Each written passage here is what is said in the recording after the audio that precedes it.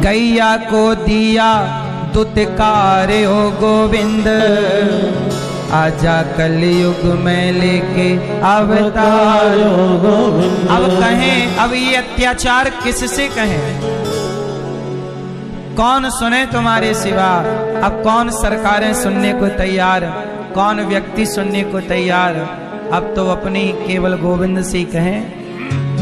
निकला है सवा मन सोना जिस कोख से, मतलब गाय के कोख से जो बछड़ा बछिया निकलती है, उस बछिया से गाय का वंश, और उसी से हम सबके दूध पिलाकर, जब इस देश में गेहूं नहीं होता था, जब हमारा खेत सिंचित नहीं था, आप याद करिए जब हमारे देश के प्रधानमंत्री वर्तमान में उस समय शास्त्री जी हुआ करते थे, क्या नाम था उनका? पंडित श्री लाल बहादुर शास्त्री है? हमारे देश के प्रधानमंत्री जब श्री लाल बहादुर शास्त्री जी हुआ करते थे, उस जमाने में लाल बहादुर शास्त्री जी ने कहा था कि एक दिन का व्रत किया करो भारतवासियों, क्योंकि उस समय हमारे देश में खाने को भोजन नहीं था, क्योंकि सिंचित नहीं था। अमेरिका से गेहूं लाना पड़ता था, तो वो अमेरिका वो वाला गेहूं दिया करता था जो जानवर खाते हैं, सिंचित नहीं था। तुम्हारे पूर्वज पेट भर भोजन नहीं करते थे, रोटी नहीं होती थी। उस जमाने में लोग गाय का दूध पी पी के पेट भरते थे, मक्खन खा के पेट भरते थे। जब आपके पूर्वजों ने भूखे रहने के लिए जब मजबूर थे, तब गाय ने आपके पूर्वजों की रक्षा की है, अपने दूध से, अपने घी से, अपने दही से। ये बात सही है कि गलत है? पहले सबके घर में 10-10 गाय थी। आप जितने लोग यहाँ बैठे हैं, आपका अपना इतिहास उठा लेना, 4 पीढ़ी पुराना, आपके घर पे भी गैया रही होगी। किस किस के घर पे गैया थी 2 पीढ़ी पहले तक? ठीक है नहीं? आपके दादा परदादा के पास गैया जरूर रही होगी। क्यों? क्योंकि पहले गाय से ही सबका पेट भरता था, उसके दूध से, उसके बिना भोजन नहीं होता था। पहले गांव के लोग कहते थे जिस थाली में गोरस ना हो, मतलब मक्खन ना हो, घी ना हो, दूध ना हो, दही ना हो, वो थाली कोई थाली है? मतलब भोजन में यदि गौरस ना हो, मतलब गाय के दूध से बना कोई पदार्थ ना हो, तो वो कोई थाली है? पहले लोग बढ़िया गाढ़ा दूध, उसमें रोटी मींज करके और दूध रोटी खाते थे। हाँ या ना? साग सब्जियों की जरूरत नहीं थी साहब। टमाटर आज मुंह फुलाए रहता है, मैं 70 रुपए किलो हूं, मैं 100 रुपए किलो हूं। उस जमाने में टमाटर कोई नहीं पूछता था। दूध रोटी क्या खाएंगे? साग सब्जियों की कोई रिक्वायर नहीं थी। बोलो हाँ, मिल जाए तो राम राम, नहीं मिले तो कोई बात नहीं। दूध जिंदाबाद। सबके घर में दूध चावल होता था, चावल बना लो और दूध चावल खा लो। बोलो हाँ। चावल को दूध के संग खा लिया, रोटी को दूध। मैं खुद रोटी थोड़ा दूध डाला, थोड़ा 4 रोटी डाली और शक्कर डाली और खाओ मस्त। हम लोग बचपन में यही खाए, काय का टमाटर, काय का आलू, काय का भाटा। आजकल चोचले हैं हरी भरी सब्जियों के, आजकल हरा भरा खा के भी लोग बीमार हैं, और पहले दूध रोटी खा के स्वस्थ रहा करते थे। और आजकल डॉक्टर लोग इंग्लिश का 3 बता रहे हैं कि ये खाओ तो ये और ये खाओ तो वो, जबकि शुद्ध खान पान यही था इस देश का। बोलो हाँ। निकला है सवा मन सोना जिस कोख से। आज की स्थिति देखो, गाय बेचारी मरे चारा और भूख से। आज चारा नहीं मिल रहा है गाय को। क्यों? क्योंकि किसान हो गया है होशियार। अब वो गेहूं की फसल काटता है, गेहूं ले आता है घर पे और हार्वेस्टर से कटवा लेता है। तो जो गेहूं का डंठल होता है लंबा, ऊपर की बाली होती है गेहूं की, तो बाली का तो गेहूं निकाल के किसान ले आया, और जो डंठल है उस पे किसान लगा देता है आग, और वो गेहूं का डंठल ही गाय का चारा है। वो गेहूं का डंठल क्या है? गाय का, गाय का वास्तविक जो भूसा है, आहार है, वो गेहूं का डंठल ही है। बोलो हाँ। लेकिन अब किसान भी आग लगाने लग गया। हम सभी किसानों से हाथ जोड़ते हैं कि गेहूं का डंठल जो है आग ना लगाया करो साहब, वो गाय का भोजन है, तुम उसका भूसा करवा लो। एक मशीन आ गई है, ट्रैक्टर ले जाके ना वो भूसा कर देता है, निकाल उसको पीस के भूसा बना देता है, उसे आप बेच दो। आप मुझे ही बेच दिया करो भूसा, जितना मेरी क्षमता होगी मैं खरीद लिया करूंगा, क्योंकि हमें तो साल भर के लिए भूसा चाहिए ना, गायों के लिए। अब आप लोग सारा जला दोगे तो भूसा ना फिर बहुत महंगा मिलता है, और जब महंगा मिलता है इसके चक्कर से फिर लोग गाय की सेवा नहीं करते कि यार भूसा उसा कहाँ खरीदेंगे, महंगा है सब, सस्ता रहेगा तो सब लोग गाय रखने की ताकत। अब देखो हमारे पास 400 गैया हैं, 125 नंदी हैं। अब और गैया सड़क अड़क से मिल जाती हैं, बूचड़ खाने में कटने जाती हैं, वो पकड़ लाओ तो। लेकिन ये समस्या है कि गाय तो कर लो, हजारों गाय कर लो, लेकिन फिर भूसा कहाँ लाएंगे? और अपने द्वार पे गाय है तो वो उसे भूखा भी नहीं रख सकते, लेकिन क्या करें, भूसा भी तो मिलना चाहिए। किसानों से प्रार्थना है जलाया ना करो डंठल, वो गाय का आहार है। किसी गौशाला में दान कर दो भूसा, या बेच दो, बिक भी जाता है। 20 रुपया किलो भूसा मिलता है बाजार में। कितने रुपया किलो? अभी लगभग भूसे का रेट 20 रुपए से ज्यादा का है, 20-22 रुपए किलो भूसा, सोचिए। और रोज गाय को 3 किलो 4 किलो भूसा चाहिए। क्यों जी, सही है? इसलिए आप लोगों से मैं कहता हूं थोड़ा भूसे का दान किया करो, थोड़ा गौ माता के बारे में सोचा करो। निकला है सावा मन सोना जिस कोख से, गाय बेचारी मरे चारे बिना भूख से।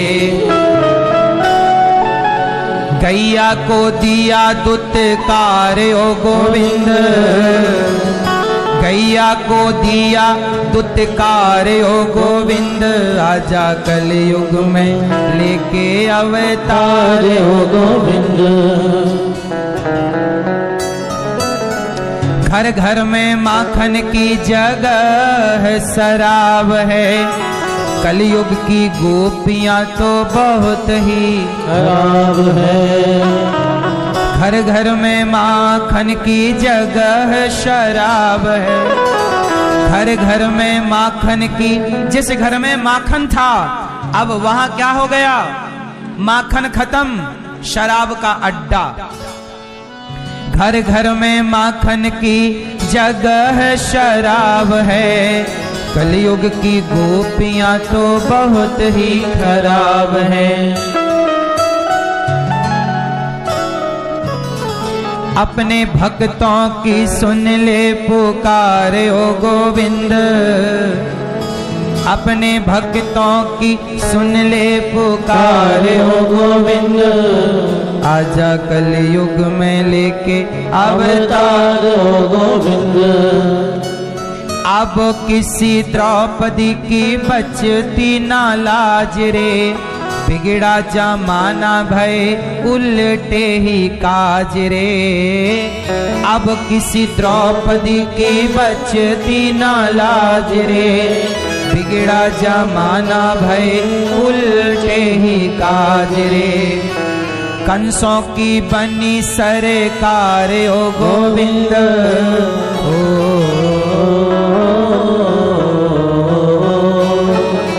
कंसों की बनी सरकार ओ गोविंद, आजा कलयुग में लेके अवतार ओ गोविंद।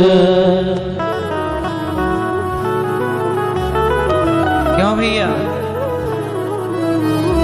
क्या कहें, किसको कहें अपना कष्ट, अपना दर्द। भगवान कृष्ण प्रकट हुए, किसके लिए प्रकट हुए? रामचरितमानस पढ़ो। विप्रधेनुसुर संतहित, गाय के लिए भगवान का अवतार हुआ। लिखा है विप्रधेनुसुर संतहित, लीन मनुज अवतार। गाय के लिए जिनका अवतार हुआ, आज वो गाय कल हमने बताया भी आपको कि गाय सड़कों में बीमार पड़ी रहती है, एम्बुलेंस की जरूरत है।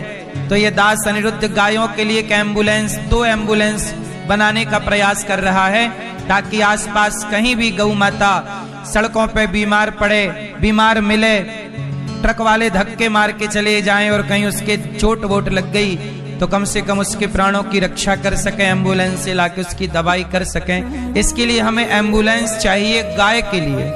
गाय की एम्बुलेंस बड़ी बनती है क्योंकि गाय का वजन ज्यादा होता है, तो बड़ी वजनदार दमदार एम्बुलेंस बनानी पड़ती है।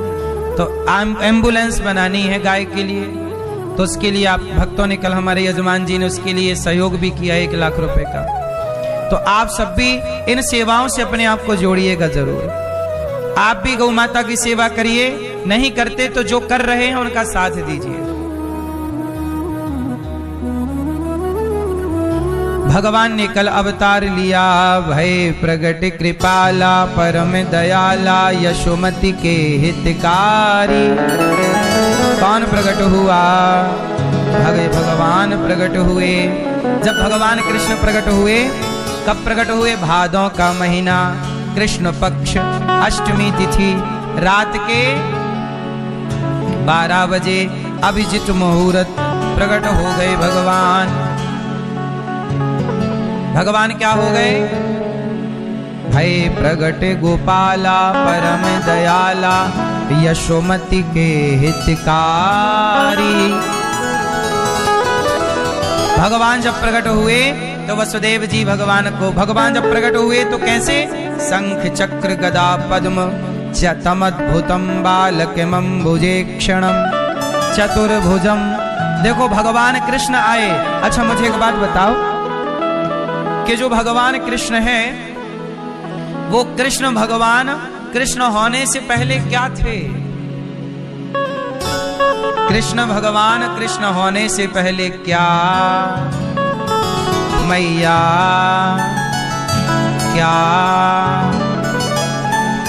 क्या थे वो? क्या बोलती तू? मैया। भगवान श्री कृष्ण कृष्ण होने से पहले क्या थे? हाँ? बालक। किसके बालक? नारायण। भगवान नारायण ही कृष्ण बन गए।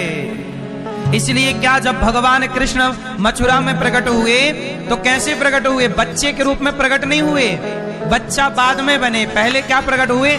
चतुर्भुज। तमद्भुतम बालकमंबुजे क्षणम चतुर्भुजम। भगवान के कितने हाथ हैं? 4।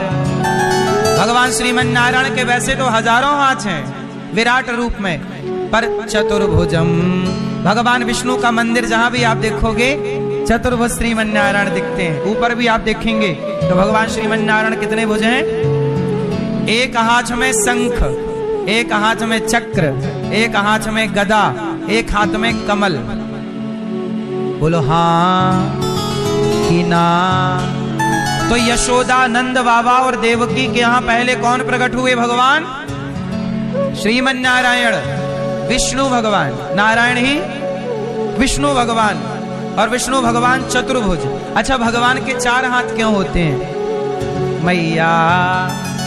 भगवान विष्णु के कितने हाथ? क्यों होते हैं?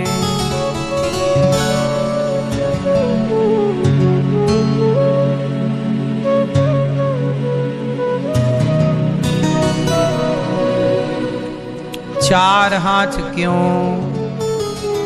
हैं? मैया 4 हाथ क्यों?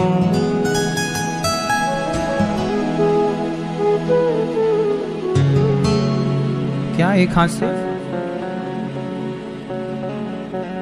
एक हाथ से आशीर्वाद देने के लिए और एक हाथ से गाड़ी चलाने के लिए।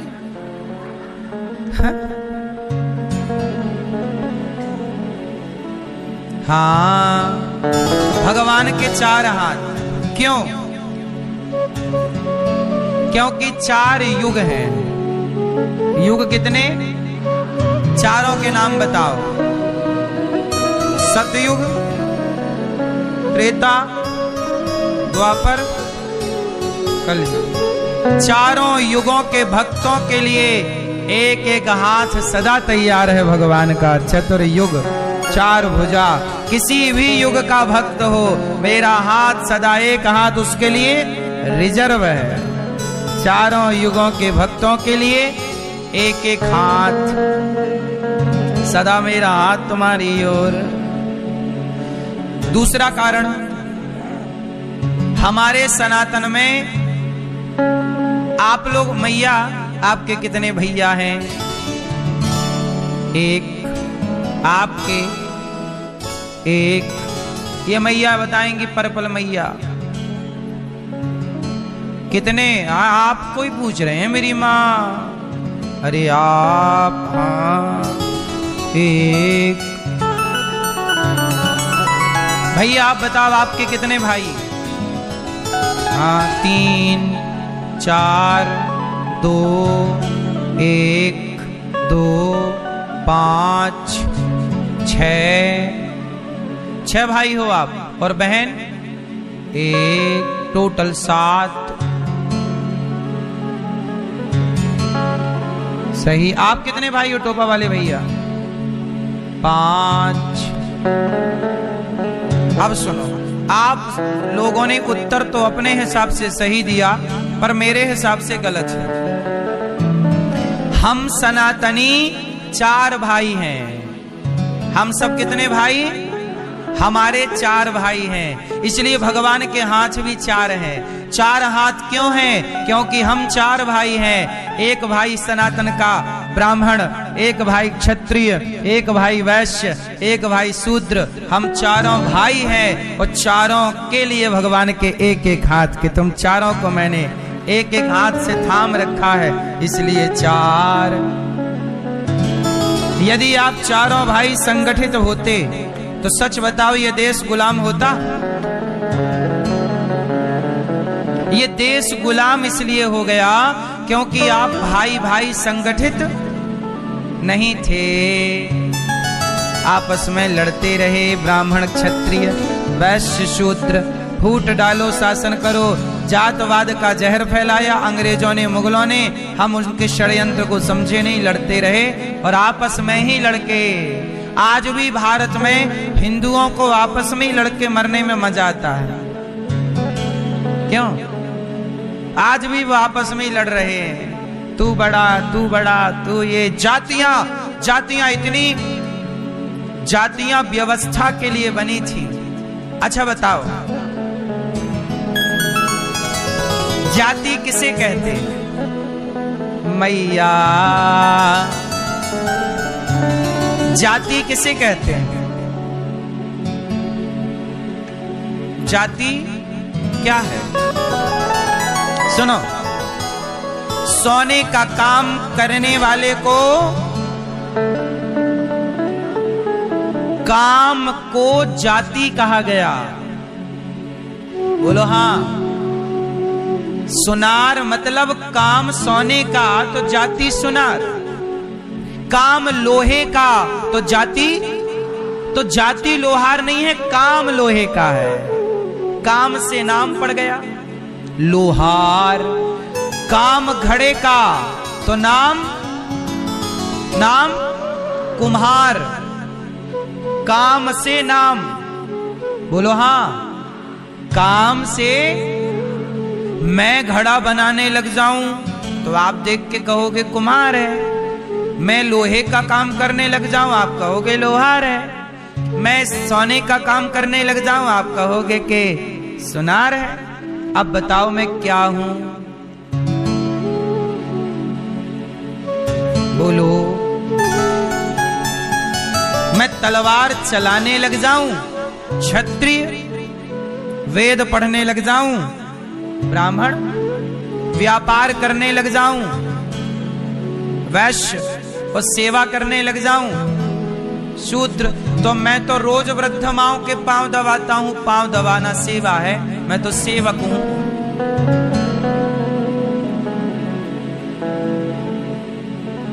मैं क्या हूं?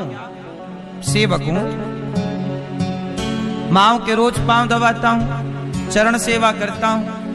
आप भी तो अपने पिता के पांव दबाते होंगे, आप भी तो अपनी मां के पांव दबाते होंगे, आप भी तो अपनी सास के पांव में तेल लगाती होगी मैया कभी, आप भी तो अपने ससुर की सेवा करती होंगी, रोटी देकर, कपड़े धोकर, थाली धोकर। कई बार तो सास ससुर बुढ़ा हो जाता है, बिस्तर पे मलमूत्र करता है, तो बहू ही उसे नहलाती धुलाती मलमूत्र तक धोती है ससुर की।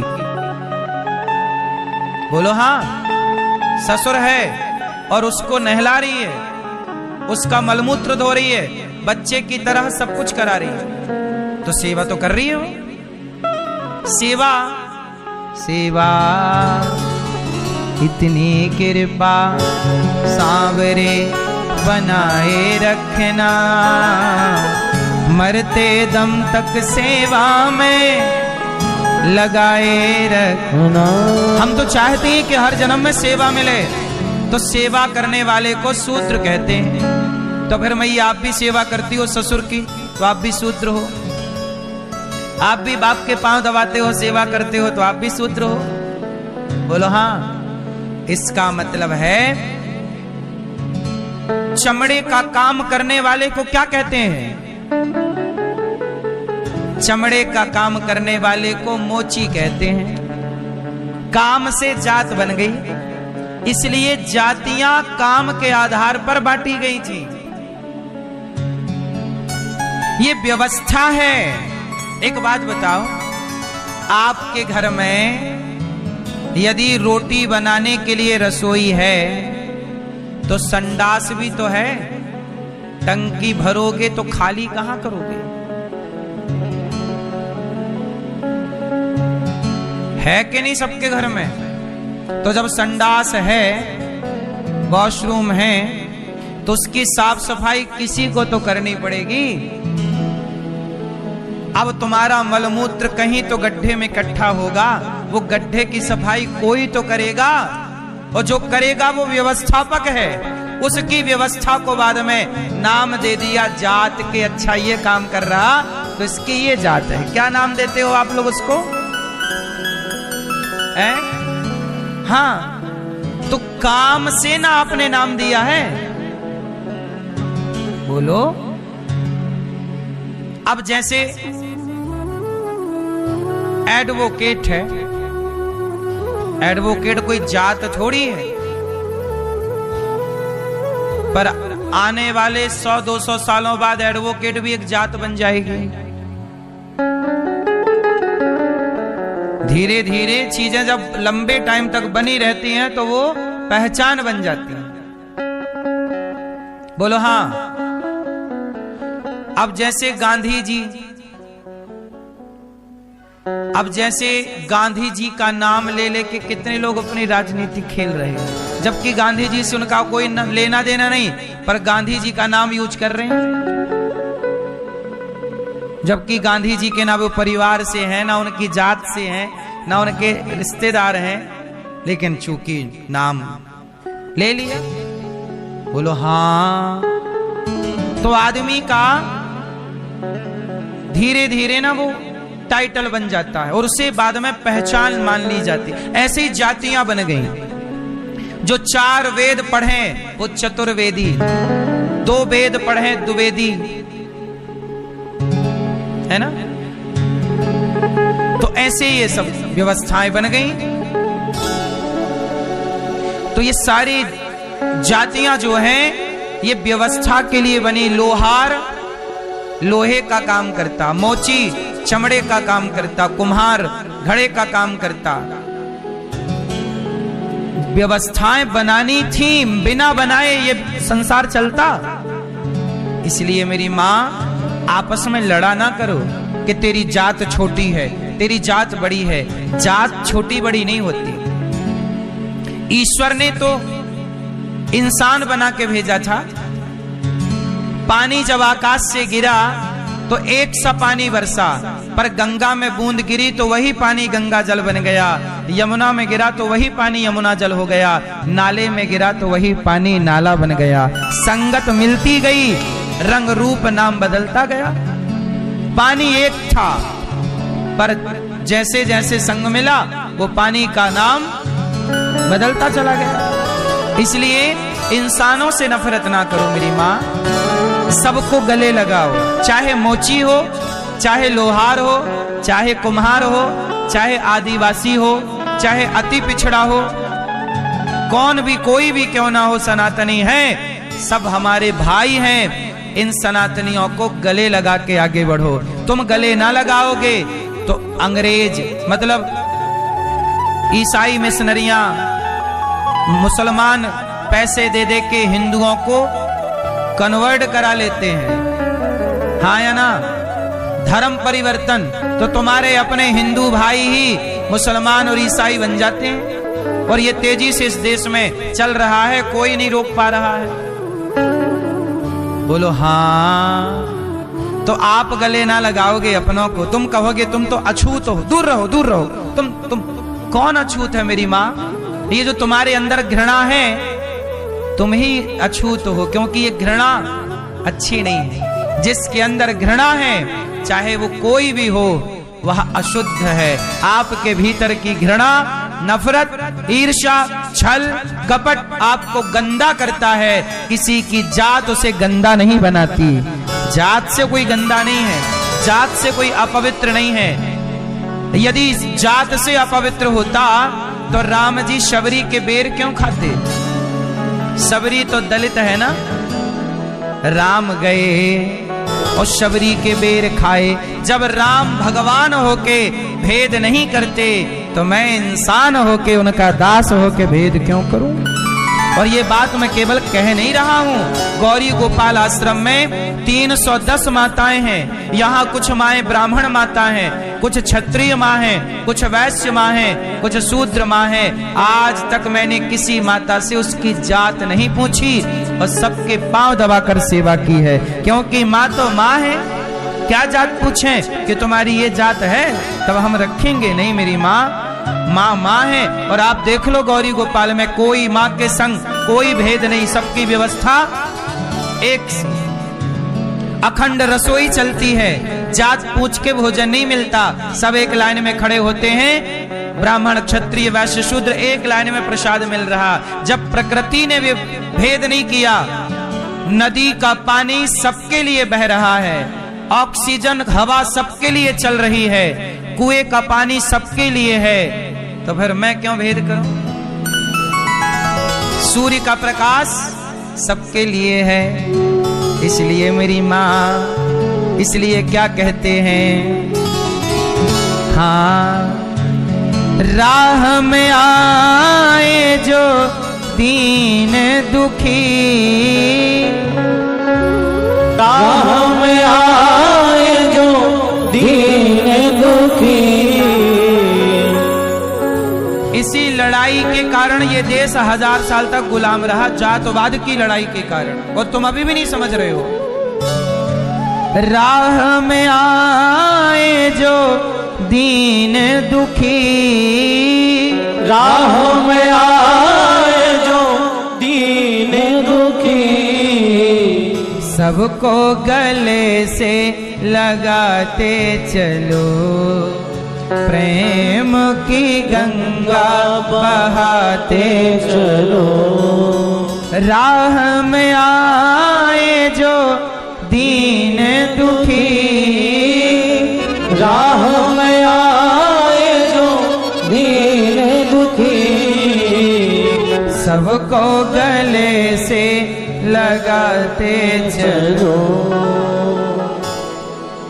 जिसका न कोई संगी साथी, ईश्वर है रखवाला। जो निर्धन है, जो निर्बल है, वो है प्रभु को प्यारा। प्यारे के मोती लुटाते चलो, प्यार की मोती लुटाते चलो, प्रेम की गंगा बहाते चलो, ज्योत से ज्योत जलाते चलो, ज्योत से ज्योत जगाते चलो, प्रेम की गंगा बहाते चलो। आशा टूटी ममता रूठी, आशा टूटी ममता रूठी,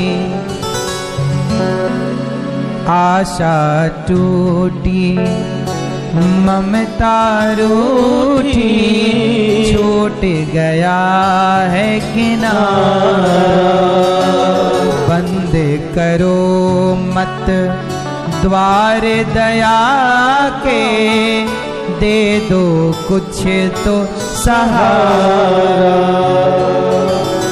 ये वाला गीत मैंने तब सुना था जब मैं बहुत छोटा था। ये पुराना भजन है ना, राह में आए जो, जब हम लोग छोटे छोटे थे ना तब आया था नया नया, तब सुनते थे। और सोचो इस भजन की एक लाइन है, बंद करो मत द्वार दया के, इसमें लिखा है द्वार बंद ना करो। इसलिए देखो ये भजन की लाइनें जो कह गई उसी पे ये दास चल रहा। गौरी गोपाल आश्रम में देख लो द्वार ही नहीं है, कोई दरवाजा नहीं है। जब है ही नहीं तो बंद करने का सवाल ही नहीं। हमने कहा बंद करने की झंझट ही मत रखो। गौरी गोपाल में दरवाजा नहीं है, देखा आपने? हाँ या ना? पूरा सामने देखो, कोई दरवाजा नहीं है। हम केवल बता नहीं रहे मेरी माँ, इन रास्तों पे चल रहे हैं कि पता नहीं कौन सी माँ सताई ठुकराई यहां कब आ जाए। दरवाजा बंद क्यों करें? रात के 2 बजे कोई आता है, उसे गौरी गोपाल में भोजन मिलता है। ये गौरी गोपाल सबका सहारा है। भगवान तो सबके सहारे, गौरी गोपाल भगवान सबके सहारे। जब रात को सबको भरपेट भोजन कहीं नहीं मिलता, होटल तक बंद हो जाती हैं, तब रात के 1 बजे 2 बजे 3 बजे भी गौरी गोपाल में भोजन बंटता रहता है सबके लिए। दरवाजा नहीं है ना, सबको पता है कि सब जगह दरवाजे बंद मिलेंगे, पर गौरी गोपाल का दरवाजा बंद ही नहीं है, क्योंकि है ही नहीं। आशा टूटी ममता रूठी, छूट गया है किनारा, बंद करो मत द्वार दया का, दे दो कुछ तो सहारा। दीप दया का जलाते चलो, दीप दया का जलाते चलो, प्रेम की गंगा बहाते चलो। आजकल बेटा अपने माँ के लिए दरवाजे बंद कर लेता है। कितनी माएं गौरी गोपाल में आई जिन्होंने कहा कि हमारे बेटे ने घर से बाहर करके दरवाजा बंद कर लिया। तब मुझे लगा कि नहीं, जब बेटों ने दरवाजे बंद किए हैं तो कोई तो दरवाजा हो जो कभी बंद ना हो। इसलिए मुझे लगा कि पता नहीं कौन सी माँ को कब मेरी जरूरत पड़ जाए, दिन को रात को, कब आधी रात को। इसलिए माँ ये दरवाजा सदा आपके लिए खुले हैं। ये देखो गौरी गोपाल में 310 माएँ रहती हैं, और कोई माँ आएगी तो उनके लिए बना रहे हैं। अब जितना आप लोग सहयोग करते हैं, आप सबके सहयोग से यहाँ माँओं को भोजन मिलता है, दवाई मिलती है। ये पूरा आश्रम का निर्माण आप सबके सहयोग से हुआ, और ये सारी सेवाएं मैं भीख मांगता हूं तो केवल सेवा के लिए। आपको पता नहीं होगा कि जब आप लोग सो जाते हैं खा पी के, तब भी हमें ध्यान रखना पड़ता है कि सब खाए कि नहीं। रात को रोटी कम तो नहीं पड़ी, चावल है कि नहीं, दाल है कि नहीं, सब्जी है कि नहीं।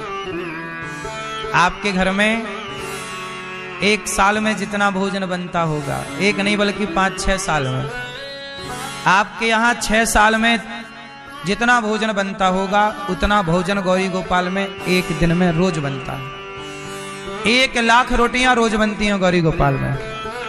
अब आपके घर में रोज कितनी बनती हैं भैया? आपके घर में रोज कितनी रोटियां बनती हैं?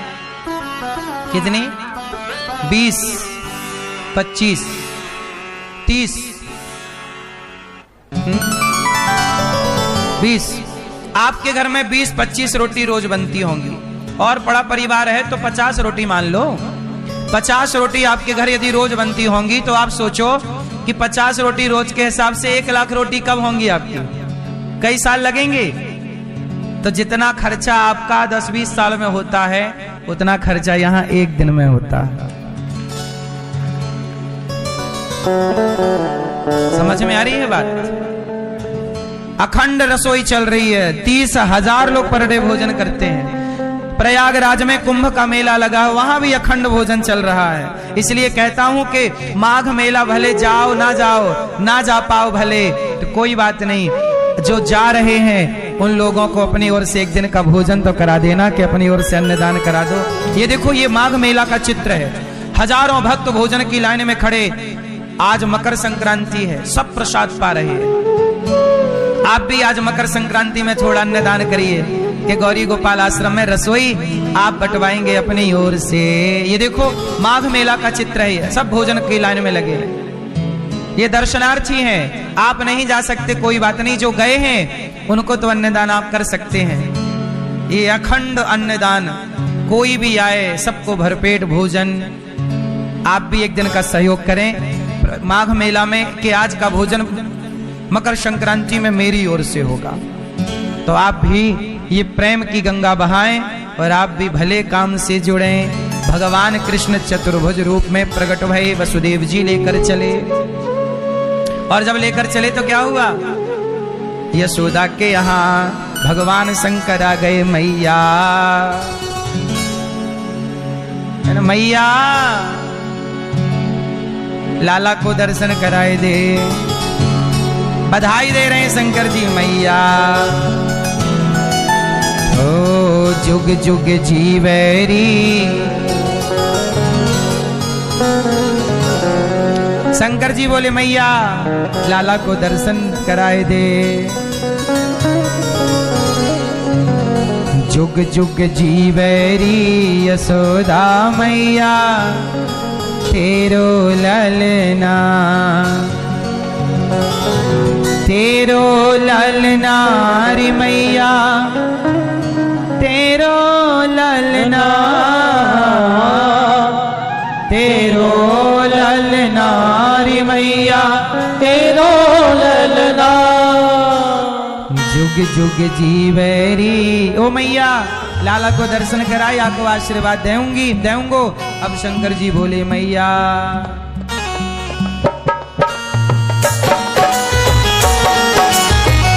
तालियों की हर हर महादेव।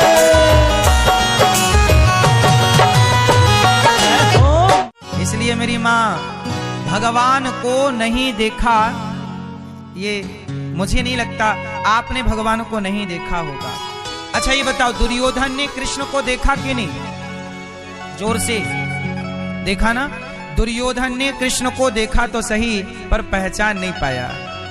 बोलो हाँ। रावण ने राम को देखा, बेचारा पहचान नहीं पाया।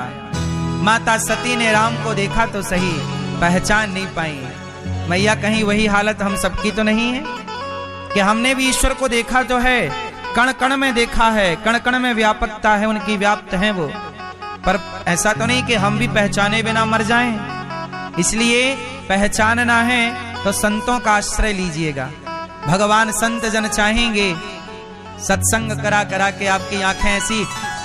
प्रहलाद जी खंबे में पहचान गए, नामदेव जी कुत्ते में विठ्ठल भगवान को पहचान गए, एकनाथ जी गधे में भगवान को पहचान गए, और हम मंदिर में भगवान को नहीं पहचान रहे हैं।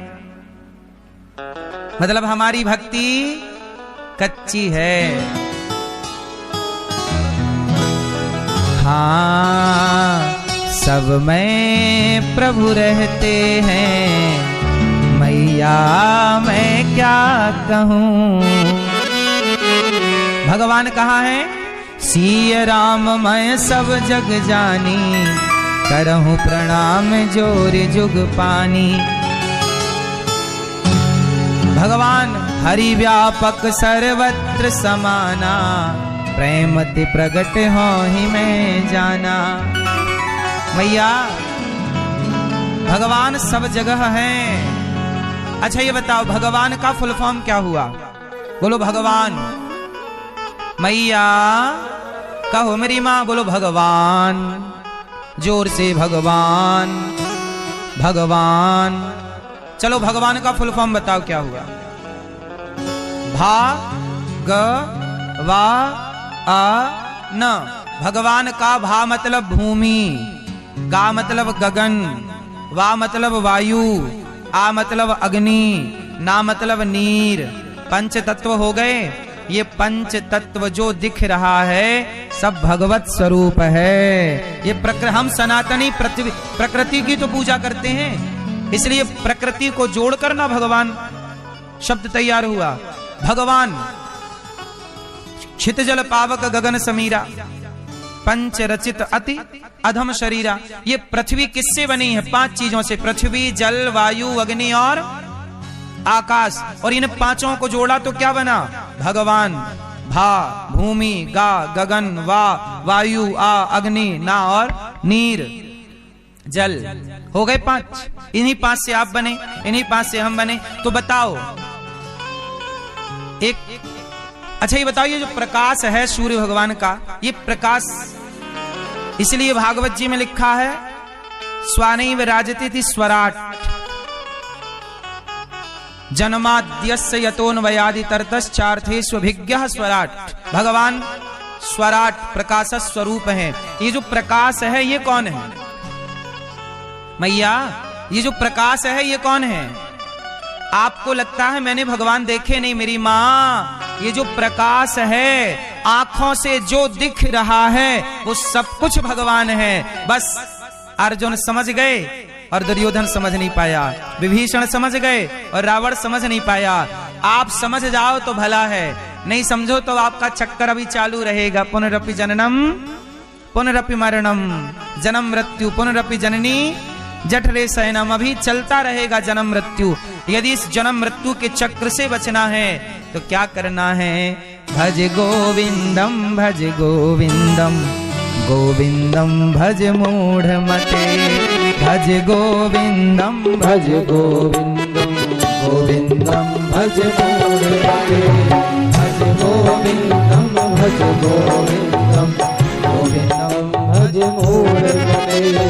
पुनरपि जननम पुनरपि मरणम, पुनरपि जननं पुनरपि मरणं, पुनरपि जननी जठरे शयनम। भज गोविंदम भज गोविंदम, गोविंदम भज मूढ़ मते। भज गोविंदम भज गोविंदम, गोविंदम भज मूढ़ मते। गोविंदम भज मूढ़ मते। भजन करो भगवान का यदि चाहते हो चक्र से मुक्ति, और फंसे रहना तो इसी अज्ञान में रहो। इसलिए आज के बाद जिसे देखोगे किस भाव से देखोगे? स्त्री पुरुष पेड़ पौधा चींटी हाथी सब में प्रभु रहते हैं। मैया मैं क्या कहूँ? अच्छा आप लोग बताओ, ये बात सच्ची है कि झूठी है? सब में ईश्वर की व्यापकता है, ये बात सच्ची है कि झूठी है? कितने लोग मानते हैं कि सब में भगवान है? अच्छा मानते हो ना? जानते हो? चलो जानते हो तब तो मान गए। अब बस एक बार देख लो ना, वो भाव बनाओ, वो दृष्टि बनाओ। इसलिए कहता हूं किसी से लड़ाई झगड़ा ना किया करो, क्योंकि सब में ईश्वर है। हम किससे? निज प्रभु मैं देखहि जगत केहि सन करहि विरोध। किससे लड़ाई करें, किससे झगड़ा करें? इसलिए हमारे परमात्मा हर जीव में है। ना काहू से दोस्ती ना काहू से, कबीरा खड़ा बाजार में सबकी चाहे खैर। क्यों? क्योंकि पता नहीं किस रूप में आकर नारायण मिल जाएगा। वो निर्मल मन के दर्पण में वो राम का दर्शन पाएगा। पता नहीं किस रूप में आकर नारायण मिल जाएगा। पता नहीं। तो भगवान सच्चिदानंद, सदचित आनंद। अच्छा, भगवान चित स्वरूप सबके भीतर, आपके भीतर भगवान है कि नहीं? बोलो हाँ कि ना? भैया है? सच बताओ तो एक्सरा करा ले, निकलेंगे। क्यों भाई, आपके अंदर भगवान है तो एक्सरे में आए, कभी देखा आपने? अच्छा, भगवान अंदर हैं, किस रूप में अंदर है जरा बताओ? भगवान अणोर अणियान महतो, भगवान इतने सूक्ष्म रूप में विद्यमान हैं कि संसार की किसी मशीनरी में समझ में नहीं आते हमें। अच्छा ये बताओ, कोरोना जब आया तो कोरोना का बैक्टीरिया किसी को दिखाई पड़ा? पर माइक्रोस्कोप से देखा गया तो दिखा। ऐसे ही जब मशीन से देखा तो बैक्टीरिया नजर आया, ऐसे जब भक्ति के दूरबीन से परमात्मा को भक्ति की आंख से देखोगे तो परमात्मा नजर आएगा। यूं कहने की बातें नहीं है, ये आत्मा अनुभव है। मैं मिठाई खाऊंगा तो मिठास का आनंद मुझे प्राप्त होगा, आपको नहीं। कांटा मुझे लगेगा तो दर्द मुझे होगा, आपको नहीं। उसी तरह भक्ति मैं करूंगा तो वो भक्ति करके परमात्मा का अनुभव मुझे होगा, आपको नहीं, है ना? प्रहलाद जी को दिख रहे थे कि खंबे में भगवान है, पर प्रहलाद के पिता हिरण्यकश्यपु को नहीं दिख रहे थे, हाँ या ना? हाँ। अब भगवान इसलिए सब में व्याप्त हैं। तीसरा स्वरूप परमात्मा का आनंद। अच्छा बताओ, आपको सुख चाहिए कि आनंद चाहिए? जोर से। सुख और आनंद में क्या अंतर है बाबूजी? सुख में और आनंद में क्या अंतर है? क्या है? क्या अंतर है? सुख में और आनंद में अंतर केवल इतना है कि जो सुखी होगा वो दुखी जरूर होगा। सुख में और दुख में अंतर क्या है कि जो सुखी है वो दुखी जरूर होगा, क्योंकि सुख का उल्टा क्या है? सुख का उल्टा, जो आज सुखी है वो दुखी जरूर होगा। अच्छा ये बताओ, दुख कहां से आता है? जहां से सुख आता है वहीं से क्या आता है? अच्छा ये बताओ, आपका बेटा आपको सुख देता है कि नहीं? बोलो हाँ। लेकिन जो बेटा आपको सुख देता है वही बेटा जब आपसे दूर हो जाता है तो आपको सुख देता है कि दुख? जो बेटा सुख दे रहा था वही बेटा। अच्छा, जो पत्नी आपको सुख देती है वही पत्नी आपको छोड़ के जब भगवत धाम चली जाए तो सुख देती है कि दुख देती है? इस संसार, ये शरीर जवानी में बड़ा सुख देता है, पर यही शरीर बुढ़ापे में बड़ा दुख देने लगता है। यहां दर्द है, यहां पीड़ा है, यहां। जहां से सुख होगा वहीं से दुख होगा। इसलिए संसार में सुख है, पर मैं आपको एक विशेष बात बताऊं कि सुख के चक्कर में मत पड़िएगा। जहां सुख होगा वहां दुख जरूर होगा, लेकिन एक चीज और है, आनंद।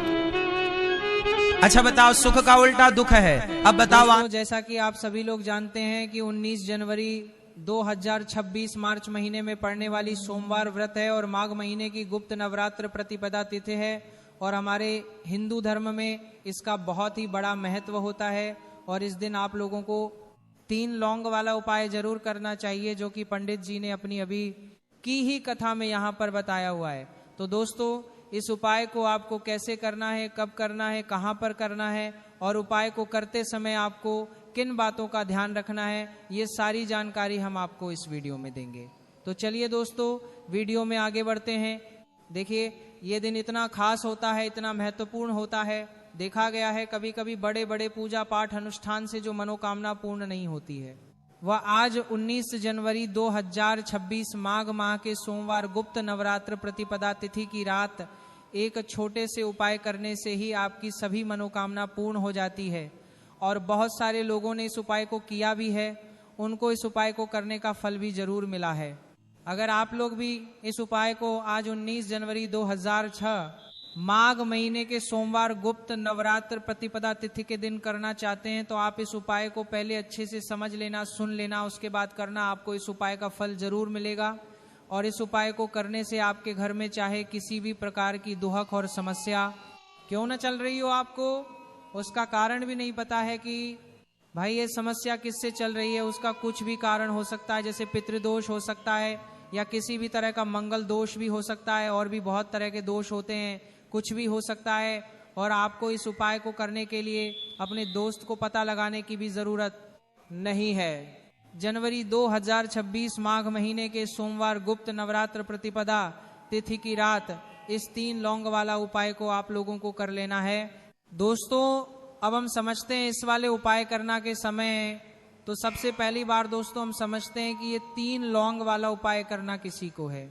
तो देखिए यहाँ पर सीधी सी बात है कि ये 3 लौंग वाला उपाय जो पाए हैं ये इसलिए किया जा रहा है, ये मनोकामना को पूर्ण करने के लिए किया जा रहा है, या आपके जीवन में जो 2 हक और परेशानियां हैं उनको दूर करने के लिए किया जा रहा है, या आपका कोई बड़ा काम है जो कि नहीं हो पा रहा है, आप उसके लिए इस उपाय को कर सकते हो। तो सीडीसी ये है कि आप अपनी किसी भी प्रकार की मनोकामना के लिए इस वाले उपाय को कर सकते हो। तो यह उपाय वहाँ रहेगा, व्यक्ति कर सकता है जिस व्यक्ति को अपनी किसी भी प्रकार की मनोकामना भगवान शिव जी से पूर्ण करवानी हो, और अगर कोई भी माताएं बहनें जो है अपने घर की सुख और शांति के लिए, घर में धन समृद्धि को बढ़ाने के लिए वाला उपाय करना चाहती हैं, तो घर की जो बड़ी माताएं मैंने होंगी वह इस 3 लौंग वाला उपाय को विशेष रूप से करें, क्योंकि माताएं बहनें घर की लक्ष्मी होती हैं, और जब घर की लक्ष्मी कोई विशेष उपाय करती है तो उसका फल ही बहुत जल्दी मिल जाता है और बहुत बड़ा होकर मिलता है।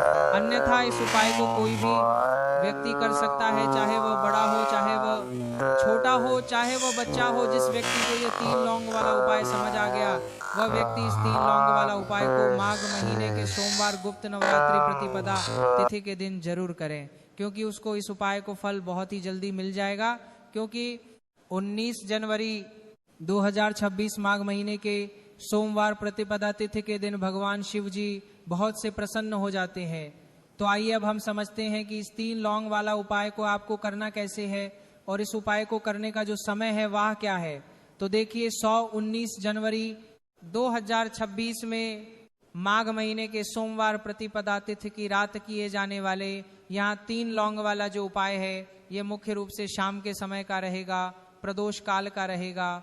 भाई प्रदोष काल का समय भी एक बहुत ही लोगों के मन में प्रश्न बन जाता है कि भाई यह समय होता कब है, कितने बजे से लेकर कितने बजे समय होता है, ताकि हमें उपाय के लिए जो है का समय पता लग जाए। तो हम आपको बता दें, प्रदोष काल का जो एक समय होता है शाम का समय होता है। शाम के 6:00 बजे से लेकर शाम के 7:00 बजे के बीच का, इस समय के बीच में आप उपाय को करेंगे तो आपको उस बात करने का समय को लेकर शाम 7:00 बजे के बीच का उपाय का जरूर फल मिलेगा। तो शाम के 6:00 बजे से लेकर शाम के 7:00 बजे के बीच में आप लोग इस 3 लौंग वाला जो उपाय को कर सकते हो। तो भैया बहुत सारे लोग यहाँ पर ये प्रश्न भी जरूर करेंगे कि भाई हम तो नौकरी पर जाते हैं, हम तो अपनी ड्यूटी पर जाते हैं और आने में हमें देर हो जाती है, तो उस 3 लौंग वाला जो उपाय को कर सकते हो, हमारे जो जगह पर हमें क्या करना चाहिए। तो देखिए उन लोगों को भी टेंशन लेने की जरूरत नहीं है। अगर आप लोग इस उपाय को शाम के समय प्रदोष काल में कर रहे हैं और अगर आपको आने में देरी भी हो जाती है, अब आपको आने में 7:00 बजे तक आप नहीं पहुंच पाते हो, तो भाई आप 7 या रात 8:00 बजे तक भी अगर उपाय को करोगे तो भी चल जाएगा, और अगर इससे भी थोड़ा देर हो जाती तो भी आप उपाय को कर सकते हो। क्योंकि 19 जनवरी 2026 माघ महीने के सोमवार प्रतिपदा तिथि का दिन है। यह दिन बहुत ही कम आता है पूरे साल भर में एक बार, इसलिए जब आपको मौका मिल जाए, जब आप इस उपाय को जरूर कर लेना। कोई भी उपाय हो आप कभी भी कर सकते हो। माघ महीने के सोमवार प्रतिपदा तिथि के दिन बस कोशिश करना के समय के थोड़ा मतलब अंतर्गत ही कर लो, पर किसी कारणवश अगर न कर पाओ तो फिर आप थोड़ा देरी से भी कर सकते हो। आपको उपाय का फल जरूर मिलेगा। पूज्य गुरुजी ने कहा है कि जब भी माघ महीने के सोमवार प्रतिपदा तिथि केयर 8 पड़े तो आपको सिर्फ 3 वाला उपाय करना है।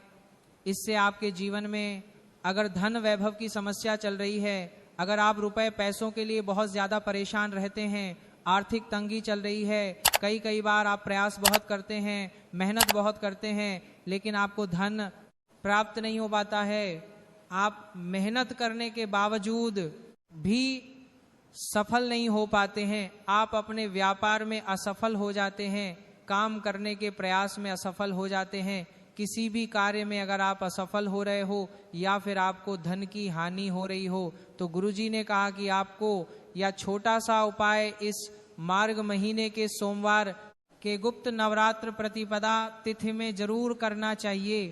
इसीलिए इस वीडियो को बिना भगाई अंत तक देखिएगा, ताकि इस उपाय को करने के बाद आपका भाग्य प्रबल हो जाए, आपके नवग्रह आपका साथ देना शुरू कर दें, आपके घर की बरकत हो, आपके घर की उन्नति हो और भगवान भोलेनाथ का आशीर्वाद हमेशा पर बना रहे। और अगर आप चाहते हैं कि महादेव जी की पास से आपके जीवन की समस्त प्रकार की परेशानी से आपको मुक्ति मिल जाए और महादेव जी का कृपा हमेशा आप पर बना रहे, तो दोस्तों पूरी सच्ची श्रद्धा और पूरे विश्वास के साथ इस वीडियो को लाइक कर दीजिए और कमेंट बॉक्स में लिख दीजिए ओम नमः शिवाय, हर हर महादेव। और इस वीडियो को आप जितने लोगों तक पहुंचा सकते हैं उतने लोगों तक पहुंचा दीजिए, ताकि लोगों का भला हो सके। और दोस्तों कमेंट बॉक्स में अपनी राशि भी डाल दीजिएगा, आपकी राशि के अनुसार कोई भी ऐसा उपाय होगा जो करके आप लाभ पा सकते हैं। माघ माह के महीने में वहां आकर हम आपके कमेंट का रिप्लाई में बताए देंगे, लेकिन आपसे निवेदन था वीडियो लाइक करना मत भूलिएगा, कमेंट बॉक्स में श्री शिवाय नमः, ओम नमः शिवाय जरूर लिख दीजिएगा। तो चलिए जानते हैं इस विशेष उपाय के बारे में। आज का यह वीडियो बहुत ही खास होने वाला है, क्या कि माघ महीने के सोमवार की गुप्त नवरात्र प्रतिपदा तिथि में किए जाने वाले 3 विशेष उपाय आज आपको इस वीडियो में बताए जाएंगे। यह उपाय आप अपनी समस्त क्या के अनुसार कर सकते हैं। इन उपायों में आपको धन प्राप्ति के उपाय बताए जाएंगे, आपकी मनोकामना पूर्ति के उपाय बताए जाएंगे। जीवन में किसी भी प्रकार के संकट चल रहे हैं, समस्याएं चल रही हैं, तुमको दूर करने के उपाय बताए जाएंगे। चलिए जानते हैं पूज्य जी द्वारा बताए गए सबसे पहले उपाय के बारे में। इस उपाय के लिए आपको सबसे पहले जरूरत पड़ेगी 3 लौंग। आज माघ महीने के सोमवार प्रतिपदा तिथि की रात 3 लौंग घर में इस जगह पर फेंक देना, धन की कमी आपके जीवन से दूर हो जाएगी और बड़े से बड़ा। दोस्तों जैसा कि आप सभी लोग जानते हैं कि 19 जनवरी 2026 मार्च महीने में पड़ने वाली सोमवार व्रत है और माघ महीने की गुप्त नवरात्र प्रतिपदा तिथि है। और हमारे हिंदू धर्म में इसका बहुत ही बड़ा महत्व होता है। और इस दिन आप लोगों को 3 लौंग वाला उपाय जरूर करना चाहिए, जो कि पंडित जी ने अपनी अभी की ही कथा में यहाँ पर बताया हुआ है। तो दोस्तों इस उपाय को आपको कैसे करना है, कब करना है, कहाँ पर करना है और उपाय को करते समय आपको किन बातों का ध्यान रखना है, ये सारी जानकारी हम आपको इस वीडियो में देंगे। कोई भी हम बहुत तो चलिए दोस्तों वीडियो में आगे बढ़ते हैं। देखिए ये दिन इतना खास होता है, इतना महत्वपूर्ण होता है। देखा गया है कभी कभी बड़े बड़े पूजा पाठ अनुष्ठान से जो मनोकामना पूर्ण नहीं होती है, वह आज 19 जनवरी 2026 माघ माह के सोमवार गुप्त नवरात्र प्रतिपदा तिथि की रात एक छोटे से उपाय करने से ही आपकी सभी मनोकामना पूर्ण हो जाती है। और बहुत सारे लोगों ने इस उपाय को किया भी है, उनको इस उपाय को करने का फल भी जरूर मिला है। अगर आप लोग भी इस उपाय को आज 19 जनवरी 2006 माघ महीने के सोमवार गुप्त नवरात्र प्रतिपदा तिथि के दिन करना चाहते हैं, तो आप इस उपाय को पहले अच्छे से समझ लेना, सुन लेना, उसके बाद करना। आपको इस उपाय का फल जरूर मिलेगा। और इस उपाय को करने से आपके घर में चाहे किसी भी प्रकार की दुहक और समस्या क्यों न चल रही हो, आपको उसका कारण भी नहीं पता है कि भाई ये समस्या किससे चल रही है। उसका कुछ भी कारण हो सकता है, जैसे पितृदोष हो सकता है या किसी भी तरह का मंगल दोष भी हो सकता है, और भी बहुत तरह के दोष होते हैं, कुछ भी हो सकता है। और आपको इस उपाय को करने के लिए अपने दोस्त को पता लगाने की भी जरूरत नहीं है। जनवरी 2026 माघ महीने के सोमवार गुप्त नवरात्र प्रतिपदा तिथि की रात इस 3 लौंग वाला उपाय को आप लोगों को कर लेना है। दोस्तों अब हम समझते हैं इस वाले उपाय करना के समय, तो सबसे पहली बार दोस्तों हम समझते हैं कि ये 3 लौंग वाला उपाय करना किसी को है। तो देखिए यहाँ पर सीधी सी बात है कि ये 3 लौंग वाला उपाय जो उपाय है ये इसलिए किया जा रहा है ये मनोकामना को पूर्ण करने के लिए किया जा रहा है, या आपके जीवन में जो दुख और परेशानियां हैं उनको दूर करने के लिए किया जा रहा है, या आपका कोई बड़ा काम है जो कि नहीं हो पा रहा है, आप उसके लिए इस उपाय को कर सकते हो। तो सीडीसी ये है कि आप अपनी किसी भी प्रकार की मनोकामना के लिए इस वाले उपाय को कर सकते हो। तो यह उपाय वहाँ रहेगा, व्यक्ति कर सकता है। जिस व्यक्ति को अपनी किसी भी प्रकार की मनोकामना भगवान शिव जी से पूर्ण करवानी हो, और अगर कोई भी माताएं बहनें जो है अपने घर की सुख और शांति के लिए, घर में धन समृद्धि को बढ़ाने के लिए वाला उपाय करना चाहती हैं, तो घर की जो बड़ी माताएं मैंने होंगी वह इस 3 लौंग वाला उपाय को विशेष रूप से करें, क्योंकि माताएं बहनें घर की लक्ष्मी होती हैं, और जब घर की लक्ष्मी कोई विशेष उपाय करती है तो उसका फल ही बहुत जल्दी मिल जाता है और बहुत बड़ा होकर मिलता है।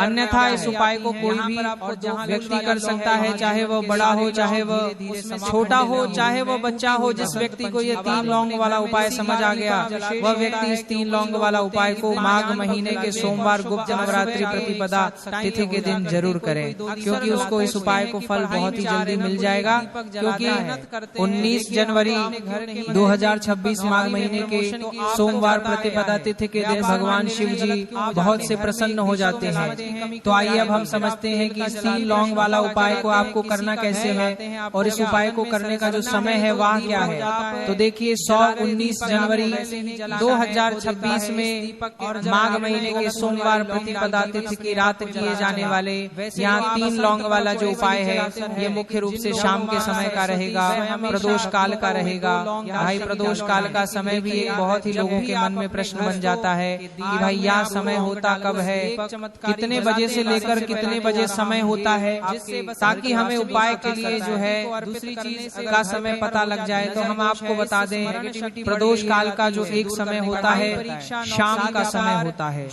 शाम के 6:00 बजे से लेकर शाम के 7:00 बजे के बीच का, इस समय के बीच में आप उपाय को करेंगे तो आपको उस बात करने का समय को लेकर शाम 7:00 बजे के बीच का उपाय का जरूर फल मिलेगा। तो शाम के 6:00 बजे से लेकर शाम के 7:00 बजे के बीच में आप लोग इस 3 लौंग वाला जो उपाय को कर सकते हो। तो भैया बहुत सारे लोग यहाँ पर ये प्रश्न भी जरूर करेंगे कि भाई हम तो नौकरी पर जाते हैं, हम तो अपनी ड्यूटी पर जाते हैं और आने में हमें देर हो जाती है, तो उस 3 लौंग वाला जो उपाय को कर सकते हो, हमारे जो जगह पर हमें क्या करना चाहिए। तो देखिए उन लोगों को भी टेंशन लेने की जरूरत नहीं है। अगर आप लोग इस उपाय को शाम के समय प्रदोष काल में कर रहे हैं और अगर आपको आने में देरी भी हो जाती है, अब आपको आने में 7:00 बजे तक आप नहीं पहुंच पाते हो, तो भाई आप 7 या रात 8:00 बजे तक भी अगर उपाय को करोगे तो भी चल जाएगा। और अगर इससे भी थोड़ा देर हो जाती तो भी आप उपाय को कर सकते हो, क्योंकि 19 जनवरी 2026 माघ महीने 23 जनवरी बसंत पंचमी के दिन चुपचाप आप एक चीज अपने पर्स में रख लेना, फिर तुम्हारे पास इतना पैसा आएगा कि गिनते गिनते थक जाओगे। अगर तुम भी आज ये वीडियो देख रहे हो तो मेरे बच्चे समझ लेना कि ये केवल एक वीडियो नहीं है, बल्कि ये तुम्हारे जीवन की दिशा बदलने का रहस्य है, जिसके बारे में बहुत कम लोग जानते हैं। और आज के इस वीडियो में हम बात करने वाले हैं 23 जनवरी बसंत पंचमी के बारे में। यह एक ऐसा दिन है जो सिर्फ एक तिथि नहीं है, बल्कि ब्रह्मांड की सबसे शक्तिशाली और शुभ तिथियों में से एक मानी जाती है। यह दिन साल का अबूझ मुहूर्त कहलाता है, इसीलिए यही वह दिन है जब तुम जो पाना चाहते हो वो पा सकते हो। बस तुम्हें चुपचाप एक चीज अपने पर्स में रखनी होगी, फिर तुम्हारा पर्स पैसों से कभी खाली नहीं होगा। क्या तुम्हारे घर की तिजोरी अब पैसों से भरी रहेगी? जिस चीज के लिए तुम तड़प रहे थे वो चीज तुम्हारे पास होगी और भाग्य बदल जाएगा। लेकिन ये उपाय तुम्हें सही तरीके से करना होगा, तभी तुम्हें यह सही फल प्रदान करेगा। धन, सुख, संपत्ति और माता लक्ष्मी के साथ साथ ज्ञान की देवी माँ सरस्वती की कृपा तुम्हारे जीवन में होने लगेगी। बसंत पंचमी का नाम सुनते ही बहुत सारे लोगों को बस इतना पता होता है कि इस दिन पीले कपड़े पहनने चाहिए, सरस्वती पूजा करनी चाहिए। लेकिन इसके साथ एक और बड़ी सच्चाई ये लोग नहीं जानते हैं कि बसंत पंचमी केवल बाहरी कर्मों का खेल नहीं है, बल्कि एक ऐसा दिन है जब प्रकृति में पीली ऊर्जा का संचार होता है और मनुष्य तेज गति के साथ अपने जीवन में आगे बढ़ सकता है। इसीलिए शास्त्रों में साफ साफ कहा गया है कि जिस व्यक्ति ने बसंत पंचमी के दिन सही नियम से सही वस्तु को सही स्थान पर रख लिया तो मेरे बच्चे उसके जीवन में आर्थिक तौर पर इतना चमत्कारी परिवर्तन आता है जैसे सूखी धरती पर अचानक तेज बारिश हो जाए। और आज तुम इस वीडियो को देख रहे हो तो जरूर तुम्हारा भाग्योदय भी नजदीक है। यूं ही यह वीडियो आज हर किसी को नहीं मिलेगा और 23 जनवरी बसंत पंचमी का यह वीडियो तुम्हें मिला है तो भगवान का इशारा है कि तुम कुछ बनने वाले हो, तुम कुछ बड़ा करने वाले हो। इस वीडियो को अंत तक जरूर देखिए मेरे बच्चे, तुम्हारा काम जरूर बनेगा। सबसे पहले राधे रानी के सच्चे भक्त इस वीडियो को लाइक करके कमेंट बॉक्स में राधे राधे जरूर लिख देना। इस शुभ दिन पर बोले गए शब्द भी बहुत प्रभावशाली होते हैं। ये विचार होते हैं जो बिना बोले हमारे मन में चलते हैं। यही कारण है कि इस दिन धन संबंधित जो उपाय किया जाता है, जो वाक्य बोला जाता है, वो बाकी दिनों की तुलना में बहुत ज्यादा फल देने वाला होता है। 23 जनवरी का दिन वह दिन है जब नकारात्मक ऊर्जा कमजोर होती है और सकारात्मक ऊर्जा पॉजिटिव एनर्जी पूरी तरह से अपने चरम पर होती है। यानी एक ऐसा दिन जब नेगेटिविटी तो शून्य होती है और पॉजिटिविटी 100% होती है। चलिए जानते हैं इसी कारण से इस दिन किया गया एक छोटे से छोटा उपाय भी आने वाले भविष्य में बहुत बड़े और सकारात्मक परिणाम लेकर आता है। लेकिन तुम रोज मेहनत करते हो, रोज काम करते हो,